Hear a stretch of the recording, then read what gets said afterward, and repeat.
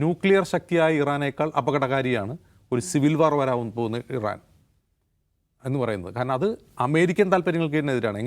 എങ്ങനെയാണ് ഐസിസ് ഇറാഖിൽ നിന്ന് രൂപം കൊണ്ടത്, പിന്നീട് അത് സിറിയയിലേക്ക് വ്യാപിച്ചത് നമ്മൾ കണ്ടതാണ്. അപ്പോൾ അത്രയും വലിയൊരു കയോട്ടിക് സിറ്റുവേഷനിലേക്ക് ഇറാൻ പോകും. അതൊരിക്കലും അമേരിക്കൻ താല്പര്യങ്ങൾക്ക് തന്നെ ഗുണപരമായില്ല. ഇനി മറ്റൊരു കാര്യം എന്താണ്, ഒരു എയർ ഡ്രോപ്പ് രാഷ്ട്രത്തലവൻ, അതായത് ഇപ്പോൾ ബോംബിടുകയാണല്ലോ ചെയ്യുന്നത്. അതായത് ആർമി ഇറാനിൽ ഇറങ്ങാതെ തന്നെ വിമാനത്തിലൂടെ ബോംബിട്ടിട്ട് വിമാനത്തിലൂടെ ഒരു രാഷ്ട്രത്തലവനെ ഇറാനിലേക്ക് എത്തിക്കുക. അപ്പോൾ ഉദാഹരണത്തിന് റിസ ഷാ പെഹലവി വന്നു കഴിഞ്ഞാൽ, അതായത് മുകളിൽ നിന്ന് ബോംബിടുക, എന്നിട്ടൊരു രാഷ്ട്രത്തലവനെ കൂടി അങ്ങോട്ട് എയർ ഡ്രോപ്പ് ചെയ്യുക, അതൊട്ടും എന്താണ് നടക്കാൻ സാധ്യതയില്ലാത്ത, പലരും തള്ളിക്കളയുന്ന, ഒട്ടും നടക്കാൻ സാധ്യതയില്ലാത്ത മറ്റൊരു പോസിബിലിറ്റിയാണ്. നടക്കില്ല എന്നല്ല, നടക്കാൻ സാധ്യത കുറവുള്ളൊരു സാധനമാണ്. അങ്ങനെ വന്നാലും ഇതൊരു പ്രശ്നമാണ്. മുകളിൽ നിന്ന് ഒരു റൂളറെ ഇറക്കി കൊടുത്താൽ അവിടുത്തെ ജനങ്ങൾ അത് സ്വീകരിക്കണമെന്നില്ല. അത് അതിലും വലിയ പ്രശ്നങ്ങളിലേക്ക് പോകും. ഇങ്ങനെയുള്ള 3-4 സാധ്യതകളാണ് ഇപ്പോൾ ഉള്ളത്. എന്താണ് യു എസിൻ്റെയും ഇസ്രായേലിൻ്റെ മുമ്പിൽ. പക്ഷേ ഇസ്രായേലിൻ്റെ യഥാർത്ഥ ലക്ഷ്യം എന്താണെന്നുള്ളതാണ് പ്രധാനപ്പെട്ട പ്രശ്നം. ഇപ്പോൾ ഇസ്രായേൽ ഇന്ന് പുറത്തു വന്ന വാർത്തകൾ നോക്കുക. നേരത്തെ ടക്കർ കാൾസൺ പറഞ്ഞിരുന്നു സൗദി അറേബ്യയിൽ മൊസാദാണ് ആക്രമിച്ചത്, അവിടെ 2 പേർ അറസ്റ്റ് ചെയ്തെന്ന് പറഞ്ഞത്. അത് ഇപ്പോഴും വെരിഫൈ ചെയ്യാത്തൊരു വിവരമാണ്. ഇന്ന് പുറത്തു വന്നൊരു വാർത്ത, സൈപ്രസിലെ UK ബേസ് ആക്രമിച്ച ഡ്രോൺ ഇറാൻ്റേതല്ല എന്ന് UK സ്ഥിരീകരിച്ചു. അതായത് സൈപ്രസ് തൊട്ടടുത്തുള്ള മെഡിറ്ററേനിയൻ സമുദ്രത്തിലുള്ള ഒരു ദ്വീപ് രാഷ്ട്രമാണ് സൈപ്രസിൻ്റെ വേറൊരു പ്രശ്നം വെച്ചാൽ അത് വളരെ പൊളിറ്റിക്കലി വൾണറബിൾ ആയിട്ടുള്ളൊരു രാജ്യമാണ്. അതിൻ്റെ കാരണം അവിടെ നേരത്തെ ഒരു കൂ നടക്കുകയും ഗ്രീസും തുർക്കിയും തമ്മിൽ അവിടുത്തെ ഭൂപ്രദേശങ്ങൾ സംബന്ധിച്ച് തർക്കമുണ്ടായിരുന്നു. അതിൻ്റെ വടക്കൻ ഭാഗം ഇപ്പോഴും തുർക്കി നിയന്ത്രണത്തിലാണ്, ബാക്കി ഭാഗമാണ് സൈപ്രസ് എന്ന സ്വന്തം രാഷ്ട്രമുള്ളത്. അപ്പോൾ സൈപ്രസിൽ ബ്രിട്ടൻ്റെ ഒരു സൈനിക താവളമുണ്ട്. ആ സൈനിക താവളത്തിലേക്ക് ഒരു ഡ്രോൺ അറ്റാക്ക് നടന്നു. ആ ഡ്രോൺ ഇറാൻ്റേതല്ല, ആരുടേതാണെന്ന് പറയുന്നത് ഇറാൻ്റേതല്ല എന്ന് UK സ്ഥിരീകരിക്കുന്നു. അപ്പോൾ അത് ആരുടേതാണ്? ആർക്കാണ് സൈപ്രസിലെ UK ബേസിലേക്ക് ഡ്രോൺ അയച്ചുകൊണ്ടുള്ള ഗുണം ഉണ്ടാവുക? വളരെ പെട്ടെന്ന് ഉത്തരം കിട്ടും, ഇസ്രായേലിനാണ്. എന്തിനാണ് ഇസ്രായേൽ അത് ചെയ്യുന്നത്? കാരണം UK ഉൾപ്പെടെയുള്ള നാറ്റോ രാജ്യങ്ങൾ, ഇപ്പോൾ നാറ്റോയുടെ തലവൻ എന്ന് പറഞ്ഞാൽ പഴയ നെതർലാൻഡ്സിൻ്റെ പ്രധാനമന്ത്രിയാണ് മാർക്ക് റൂട്ട്. അദ്ദേഹം കഴിഞ്ഞ ദിവസം പറഞ്ഞത് ഞങ്ങൾ സഖ്യകക്ഷികൾ അമേരിക്കയോടൊപ്പം ഉണ്ട്, ഇത്രയും വാക്ക് പറഞ്ഞിട്ടുണ്ട്. അതിൽ ട്രംപ് നന്ദി പറയുകയും ചെയ്തു. പക്ഷേ നമ്മൾ ശ്രദ്ധിക്കേണ്ട കാര്യം, നാറ്റോ രാജ്യമാണ് സ്പെയിൻ. ഞങ്ങളുടെ ബേസിൽ നിന്നും ഒരു പരിപാടി നടക്കില്ല എന്ന് സ്പെയിൻ പറഞ്ഞിരുന്നു. ബ്രിട്ടൻ ഈ പിന്തുണ നൽകാത്തതിന് പേരിൽ ട്രംപും ബ്രിട്ടനും തമ്മിൽ അടിയാണ്. അപ്പോൾ ബ്രിട്ടൻ ഈ യുദ്ധത്തിലില്ല. കാരണം ബ്രിട്ടൻ യുദ്ധത്തിലില്ല എന്നുള്ളത് അമേരിക്കയെ സംബന്ധിച്ചൊരു നാണക്കേടാണ്. അതിൻ്റെ കാരണം ബ്രിട്ടൻ്റെ ഇതിനു മുമ്പുള്ള എല്ലാ അധിനിവേശങ്ങളിലും, അന്ന് ടോണി ബ്ലെയർ ആയിരുന്നു പ്രധാനമന്ത്രി, കൂടെ ഉണ്ടായിരുന്നു. ഇപ്പോൾ ഇറാഖ് അധിനിവേശമാണെങ്കിലും അഫ്ഗാൻ അധിനിവേശമാണെങ്കിലും അമേരിക്കയോടൊപ്പം കൂടെ ഉണ്ടായിരുന്ന രാജ്യമാണ് ബ്രിട്ടൻ. പക്ഷേ ഇറാനെതിരെ ബ്രിട്ടൻ ഇല്ല എന്നുള്ളത് അമേരിക്കയെ നാണക്കേടാണ്.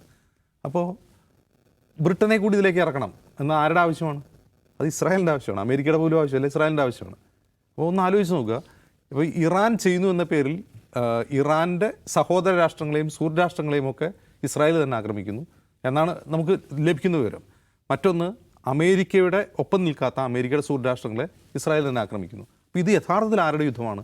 ഇത് ഇസ്രായേലിൻ്റെ യുദ്ധമാണ് എന്ന് ഓരോ ദിവസവും തെളിയുകയാണ്. ഇനി ഇസ്രായേലിൻ്റെ പ്രധാനപ്പെട്ട ലക്ഷ്യം ഇറാനെ അവിടെ റെഷീം ചേഞ്ച് മാത്രമല്ല, അവിടുത്തെ ഭരണകൂടം മാറുക എന്നത് മാത്രമല്ല. കാരണം ഇറാനിൽ ഇപ്പോൾ ഒരു ജനാധിപത്യ ഭരണകൂടം വരികയാണെന്ന് കരുതുക. ഈ ഖുമൈനിമാരുടെ ഭരണം മാറി, ഈ മുല്ലാമാരുടെ ഭരണം മാറി, അവിടെ നമ്മൾ സാധാരണ ഒരു ആധുനിക ജനാധിപത്യ റിപ്പബ്ലിക്കായി എലക്ട് ചെയ്ത് ഇറാൻ മാറി കഴിഞ്ഞാൽ ഇറാൻ ആക്രമിക്കുകയായിരിക്കുമോ? ഇല്ല. അപ്പോഴായിരിക്കും കൂടുതൽ ആക്രമണം ഉണ്ടാവുക. കാരണം ഇസ്രായേലിന് ചുറ്റുമുള്ള ഒരു രാജ്യങ്ങളിലും ഒരു എലക്റ്റഡ് ഡെമോക്രസി വരരുത് എന്ന് ആഗ്രഹിക്കുന്ന ഒരേ ഒരു രാജ്യം ഇസ്രായേലാണ്. ഇപ്പോൾ ഇസ്രായേലിനെ പറ്റി പറയാം മിഡിൽ ഈസ്റ്റിലെ ഒരേ ഒരു ജനാധിപത്യ രാജ്യം എന്നാണ്. നമുക്കറിയാം തൊട്ടടുത്ത് ഈജിപ്റ്റ് ഇസ്രായേലിൻ്റെ അയൽരാജ്യമാണ്. അവിടെ തെരഞ്ഞെടുപ്പ് നടന്നല്ലോ. അവിടെ ഒരു പോപ്പുലർ അപ്രൈസിംഗ് ഉണ്ടാവുകയും അവിടെയുള്ള ഏകാധിപതി ഹുസ്നി മുബാറക്കിനെ താഴെ ഇറക്കുകയും അവിടെ ജനങ്ങൾ തിരഞ്ഞെടുത്തൊരു പ്രസിഡന്റ് ഉണ്ടായിരുന്നു, മുഹമ്മദ് മുർസി. അയാളെ മാസങ്ങൾക്കുള്ളിൽ അയാളെ അട്ടിമറിച്ച് വീണ്ടും പട്ടാള ഭരണകൂടം പുനഃസ്ഥാപിച്ചു. ഇസ്രായേലിനൊരു പ്രശ്നമില്ലല്ലോ. എന്തുകൊണ്ട് ഇസ്രായേൽ പറയുന്നില്ല ഞങ്ങളുടെ തൊട്ടടുത്ത രാജ്യത്ത് ജനാധിപത്യം വേണം, അവിടെ മുർസിയെ താഴെ ഇറക്കാൻ പാടില്ല, മുർസിയെ താഴെ ഇറക്കാൻ ഞങ്ങൾ സമ്മതിക്കില്ല, അവിടെ ജനാധിപത്യം കൊണ്ടുവരണം, അവിടെ ഒരു ജനങ്ങളുടെ ഭരണം ഇസ്രായേൽ എപ്പോഴും പറയാറുണ്ട്. അമേരിക്ക പറയാറുണ്ടോ? ഒബാമയുടെ കാലത്ത് അത് നടന്നത്. അപ്പോൾ ഇസ്രായേലിൻ്റെ ശത്രു രാജ്യങ്ങളെന്ന് ഇസ്രായേൽ കരുതുന്ന രാജ്യങ്ങളെ, അതിൻ്റെ സമീപ രാജ്യങ്ങളിലൊന്നും ജനാധിപത്യം വരരുതെന്ന് ഏറ്റവും കൂടുതൽ ആഗ്രഹിക്കുന്നത് ഇസ്രായേൽ തന്നെയാണ്. അപ്പോൾ ഇറാനിൽ ഒരു ജനാധിപത്യ സർക്കാരിനെ കൊണ്ടുവരാൻ അമേരിക്ക ശ്രമിച്ചാൽ ഇസ്രായേൽ സമ്മതിക്കുമോ? ഇല്ല. ഇസ്രായേൽ ശ്രമിക്കുന്നത്, ഇസ്രായേലിൻ്റെ ഒരു സിയോണിസ്റ്റ് പ്രൊജക്റ്റ് ഉണ്ട്. അത് യൂഫ്രട്ടീസ് മുതൽ നൈൽ വരെ പരന്നു കിടക്കുന്ന അതിവിശാലമായ ഗ്രേറ്റർ ഇസ്രായേൽ എന്ന പ്രൊജക്റ്റ്. അപ്പോൾ ആ ഗ്രേറ്റർ ഇസ്രായേലിൻ്റെ ഭൂപ്രദേശങ്ങൾ ബൈബിളിൽ പറഞ്ഞിട്ടുള്ളത് ഈ പറയുന്ന പോലെ ഈജിപ്ഷ്യൻ റിവറിനും യൂഫ്രട്ടീസിനും ഇടയ്ക്കുമുള്ള ഭൂപ്രദേശം എന്നാണ്. പക്ഷേ സിയോണിസ്റ്റ് പ്രോജക്റ്റിൽ അവിടെ കൊണ്ടൊന്നും തീരില്ല. അത് ഇങ്ങ് സൗദി അറേബ്യ മുതൽ ഇറാൻ വരെ പരന്നു കിടക്കുന്ന വലിയൊരു രാജ്യമാണ്, വലിയൊരു സാമ്രാജ്യമാണ്. അതാണ് യഥാർത്ഥ ലക്ഷ്യം. അപ്പോൾ അതിനുവേണ്ടി അവർ പ്ലാൻഡായിട്ട് മുന്നോട്ട് പോയിക്കൊണ്ടിരിക്കുകയാണ്. അതിനവർക്ക് ഏറ്റവും സഹായകരമാവുന്ന രീതിയിൽ നമ്മളിപ്പോൾ പറയുന്ന GCC എന്ന് പറയുന്ന രാജ്യങ്ങളിലൊന്നും ജനാധിപത്യമില്ല, അവിടെയൊക്കെ മൊണാർക്കാണ്.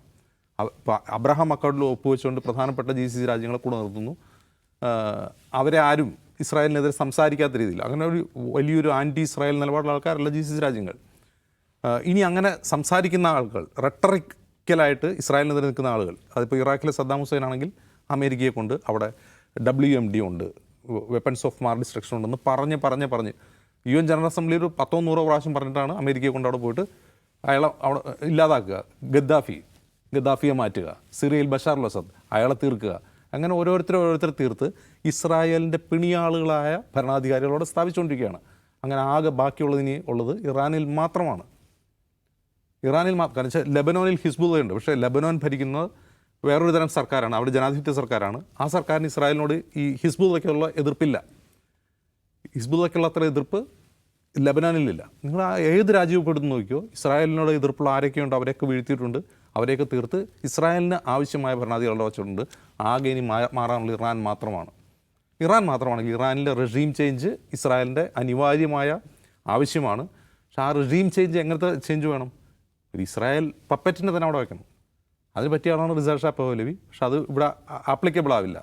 പിന്നെ ചെയ്യാൻ പറ്റുന്നതെന്നാണ് ഇറാനെ വെട്ടിമുറിക്കുക, 3-4 വർഷങ്ങളാക്കുക.